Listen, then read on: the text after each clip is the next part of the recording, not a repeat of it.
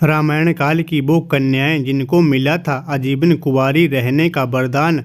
रामायण के बाल्यकांड में देवी अहिल्या का सबसे पहले नाम मन में आने के रूप में बताया गया है। उसकी सुंदरता, सजनता और सद्गुणों ने उसे एक बहुत ही आकर्षक महिला बना दिया। ऋषि गौतम उनके पति थे। जब वे जंगल में रहते थे तब उन्होंने अपनी तपस्या की और ध्यान किया। शास्त्रों के अनुसार देवराज इंद्र ने अहिल्या के पति को तब धोखा दिया जब वह उससे प्रेम करने के लिए उससे दूर थी। हालांकि ऋषि गौतम एक बार फिर आश्रम लौट आए जब उन्होंने महसूस किया कि यह अभी भी रात थी और सुबह होने का समय था।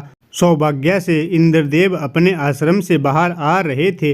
जब ऋषि उसके पास पहुँचे, देवेंद्र को पहचान कर वह मुस्कुराया। इंद्रदेव और देवी अहिल्या को देवराज इंद्र द्वारा किए गए दुष्कर्म के बारे में जानने के बाद क्रोधित होने के बाद ऋषि ने श्राप दिया था। देवी अहिल्या के क्षमा याचना करने पर गौतम ऋषि ने कहा कि तुम यहाँ चट्टान के रूप में निवास करोगे क्योंकि इसमें मेरा कोई दोष नहीं है। त्रेतायुग में भगवान विष्णु का स्पर्श एक बार फिर आपको बचाएगा जब राम विष्णु का अवतार लेंगे। अगला नाम आता है लंकापति रावण की पत्नी मंदोदरी का।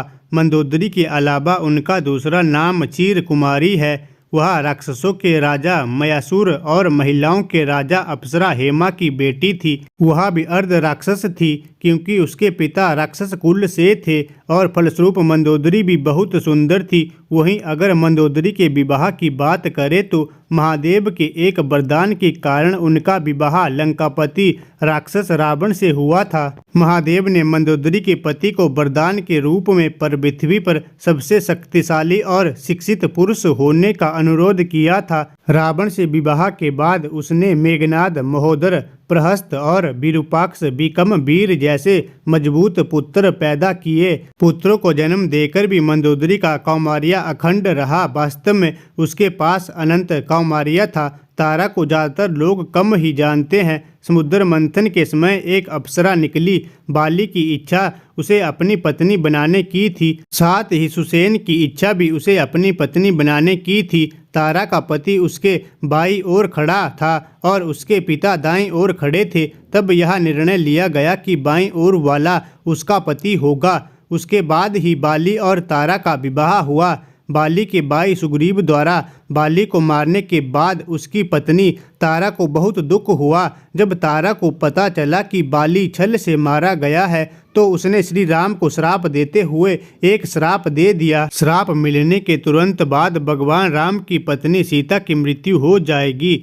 उसका पति बाली भी अगले जन्म में उसका वध करेगा।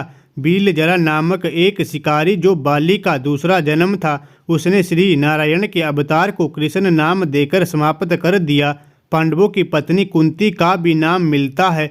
यदुवंशी राजा सुरसेन के बारे में कहा जाता है कि उनकी पृथा नाम की एक बेटी और वासुदेव नाम का एक बेटा था। सुरसेन की मौसी के निसंतान पुत्र कुंतीभोज ने सुरसेन से उपहार के रूप में पृथा को प्राप्त किया। उसी कन्या का नाम कुंतीभोज रखा गया है। इस प्रकार कुंती अपने वास्तविक माता पिता को दूर रखने में सक्षम थी। शांता को अंगदेश के राजा रोमपद ने गोद लिया था क्योंकि दशरथ ने उन्हें गोद लेने के लिए दिया था। महात्मा कुंती के महल में उनकी सेवा करने आते थे। एक समय ऐसा भी आया था जब ऋषि दुर्वासा आए थे। ऋषिवर ने कुंती की सेवा से प्रसन्न होकर कहा, पुत्री, तुम्हारी सहायता से मैं तुम्हें वह मंत्र प्रदान करूंगा जिससे तुम जिस देवता का स्मरण करोगी वह तुम्हारे सामने प्रकट होकर तुम्हारी मनोकामना तुरंत पूरी करेगा। इसके फलस्वरूप कुंती को जो मंत्र दिया गया वह अद्भुत था।